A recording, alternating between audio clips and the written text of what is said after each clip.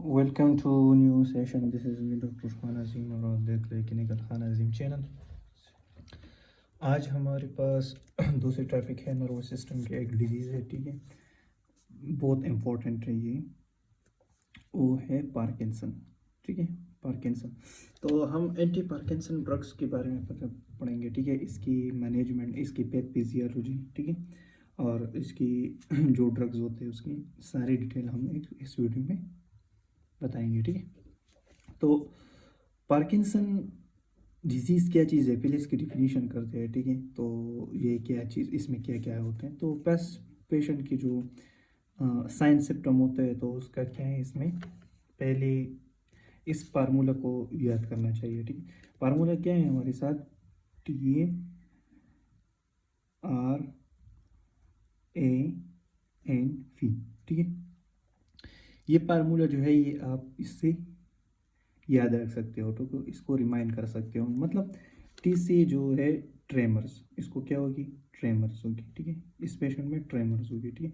Tremor कहाँ होगी, इसकी हैंड और लेग्स में क्या महसूस होंगी, ट्रेमर महसूस होंगी, ठीक है।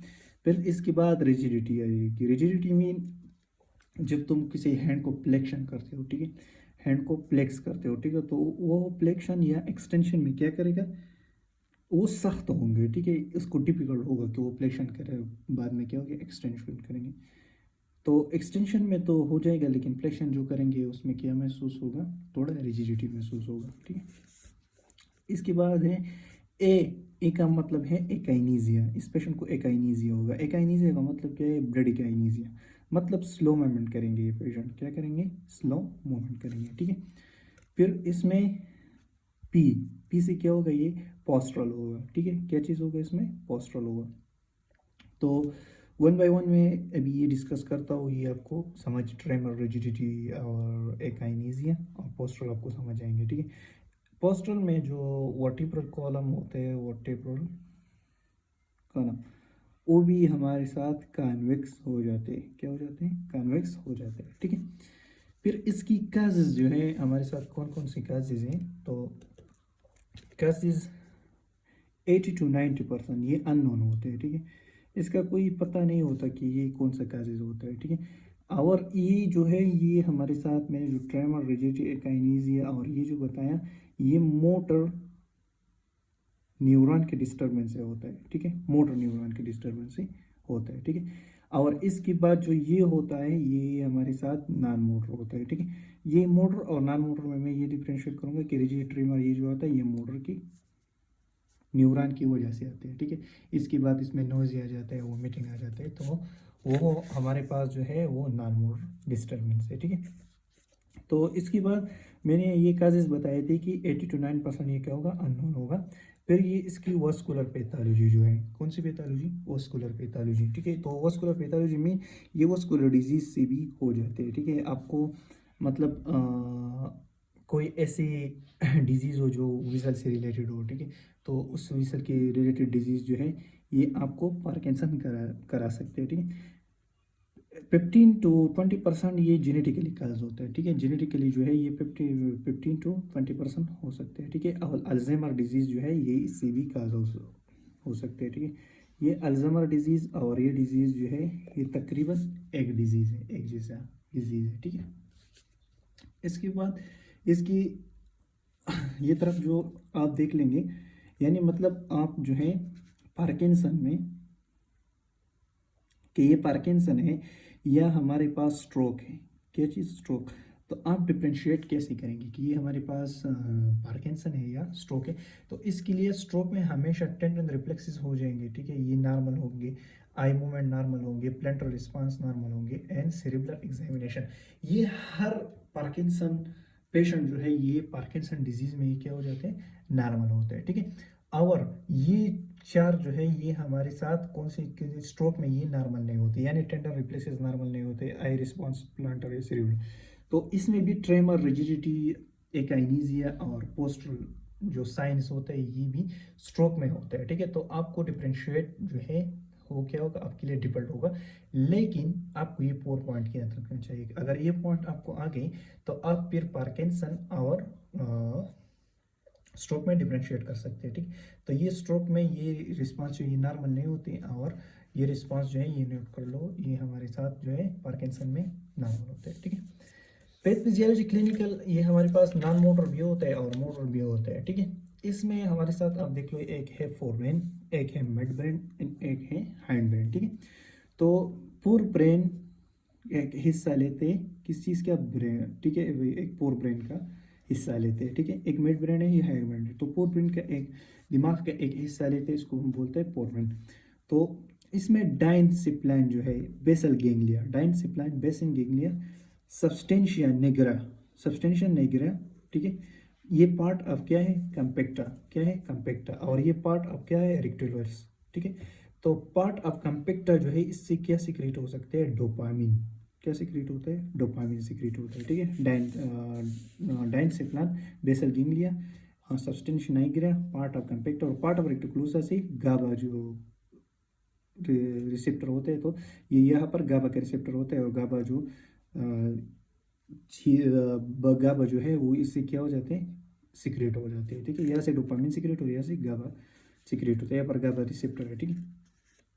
तो यहाँ पर हमारे साथ टेलोनसिप्लान जो है, ये हमारे पास क्या है, टेलोनसिप्लान। तो ये सब्सटेंशिया निग्रिया जो है, ये न्यूरॉन को क्या करता है, डिपोजिट करता है, ठीक है। और इसमें क्या हो जाता है, प्रॉपरली वर्क नहीं हो जाते, ठीक है। डोपामिन जो है ये सीक्रेट नहीं होते, ठीक है। लेकिन ज़्यादातर जो है ये क्या सीक्रेट होते हैं, इसमें ज़्यादातर इसमें हमारे साथ जो है डोपामिन ब्लॉक हो जाते हैं, और एसिटाइल कोलिन जो है इसका लेवल क्या हो जाते हैं, इंक्रीज हो जाते हैं। एसिटाइल कोलिन का लेवल क्या हो जाते हैं, इंक्रीज हो जाते हैं, ठीक है। तो इसलिए एम आई रिसेप्टर जो है, एम आई रिसेप्टर ये मोर एक्टिवेशन इसका हो जाते हैं। जब एम आई रिसेप्टर का मोर एक्टिवेशन हो जाते हैं, तो एसिटाइल कोलिन जो है ज़्यादातर सीक्रेट हो जाते हैं, ठीक है। और ये सब्सटेंस निग्रिया जो है, ये यहाँ पर क्या हो जाता है, डिपोजिट हो जाते हैं, और ये सही तरीके से काम नहीं करते, ठीक है। ये अगर आप आ जाए, ठीक है। एक बात बता दो, ये जो नोट्स लिखा है मैंने खुद के लिखा है, ठीक है। इसमें कोई टूर इंस्टिगेशन मैनेजमेंट ये सब एक चीज़ बना दिया, एक नोट्स बना दिया इससे, ठीक है। तो इसमें हमारे पास है डोपामिनर्जिक पाथवे, ठीक है। और एक है नायोप्रोस्ट्रेटिक टॉर्चर पाथवे, ठीक है। तो ये दोनों पाथवे, ये क्या से सेरिब्रल कॉर्टेक्स से, ये कार्पस स्ट्राइटम है, ठीक है। हमारे पास कार्पस स्ट्राइटम ये अफेक्टेड होते हैं, ठीक है। कार्पस स्ट्राइटम क्या है, अफेक्टेड। और ये हमारे पास मेन ये जो होता है क्या, सब्सटेंशिया निग्रा, तो इसमें डोपामिन का सिक्रेशन नहीं होती, ठीक है। फिर डोपामिन का जो पाथवे है वो क्या हो जाते हैं, ये खराब हो जाते हैं, ठीक है। इनके लिए जो इन्वेस्टिगेशन है वो क्लिनिकल इन्वेस्टिगेशन क्या है, इसके लिए आप सिटी स्कैन करा सकते हो और एमआरआई करा सकते हो, ठीक है। और फंक्शनल टेस्ट आता है, डोपानिनर्जिक टेस्ट आता है, वो कर सकते हैं, ठीक है। और इमेजिंग इंस्पेक्ट और पेक्ट करा सकते हैं, ठीक है। जेनेटिक टेस्टिंग जो है वो भी करा सकते हैं आप, ठीक है। इसमें जो है one of the best is levodopa use for, ठीक है। ये मैनेजमेंट है, किसके लिए यूज़ कर सकते हैं, management use for the Parkinson disease, ठीक है। तो पहले ड्रग्स जो है वो आता है लेवडोपा, क्या चीज़ आता है, लेवडोपा, ठीक है। इसके बाद है dopamine receptor agonist. Dopamine receptor agonist में क्या क्या चीज़ आता है, एपोमॉर्फिन आ जाते हैं, ठीक है। लेकिन लेवडोपा के बारे में कुछ बात मैं करता हूँ, ठीक है। ये हमारे पास है लेवडोपा, क्या चीज़ है, लेवडोपा। तो लेवडोपा ज़्यादातर आप क्यों कौन सी रूट में ले सकते हो, ओरली, ये ओरली होगा, ठीक है। ज़्यादातर आप आरवी कर सकते हो, तो फिर ये क्या हो जाएगा, ज़्यादातर इफेक्टिव हो जाएगा, ठीक है, लीवर पर। तो जब ये आप ओरली लेते हो तो पेरापेरिफेरली, ठीक है, R A receptor best work करेंगे, ठीक है। ये क्या करेंगे, बेस्ट वर्क करेंगे। तो ये जब ओरली आप देते तो ये जीआईटी में 80% क्या हो जाएगा, जीआईटी में जाएगा, ठीक है। और 20% का जाएगा ब्रेन में जाएगा, ठीक है। तो 20% ये कैसी ब्रेन में जाएगा, ये 20% जो है ये विसल में जाएंगे, ठीक है। और विसल 20% को क्या कहा लेकर जाएंगे, आप ब्रेन को ले जाकर जाएंगे, ठीक है। और यहाँ पर ये लीवडोपा जो है ये कन्वर्ट हो जाएंगे किस चीज़ को, डोपामिन को, ठीक है। तो ये तो डोपामिन का जो ये कन्वर्ट हुआ, लीवडोपा डोपामिन को कन्वर्ट हुआ, ठीक है। तो ये डोपामिन जो है ये 20% पहुँच गए, मतलब ये लीवडोपा 20% पहुँच गए। तो इसके लिए कौन से और ड्रग्स का कम्बिनेशन में कि ये 80% पहुँच जाए, तो इसके लिए कार्बिडोपा और लेवडोपा ये कार्बिडोपा और लीवडोपा जब आप कम्बिनेशन में लेते हो तो ये ब्लड ब्रेन बैरियर जो है BBB ये क्रॉस करते हैं, ठीक है। जब ब्लड ब्रेन बैरियर क्रॉस करते हैं, ठीक है, तो फिर ये क्या हो जाते हैं, ये 80% जो है ये ब्रेन तक पहुंच जाते हैं, ठीक है। और फिर नशा नोजिया और वोमिटिंग कराते थे। नशा वोमिटिंग जो है ये इसका आम साइड इफेक्ट है, ठीक है। तो ये था लेवडोपा। फिर इसके बाद आता है डोपामिन रिसेप्टर एगोनिस्ट, ठीक है। इसके लिए एगोनिस्ट लेते हैं, एक होता है एंटागोनिस्ट एंड वन होता है एगोनिस्ट। तो एंटागोनिस्ट हमारे पास जो है ये क्या करता है, एगोनिस्ट के रिसेप्टर को ब्लॉक करते हैं, ठीक है। लेकिन इसके लिए हम रिसेप्टर क्या होते हैं, डोपामिन रिसेप्टर किसको एक्टिवेट करने के लिए एगोनिस्ट देते हैं, ठीक है।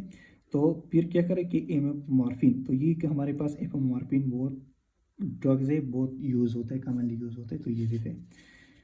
मो MOA इनहिबिटर ये हमारे पास इंजाइम है।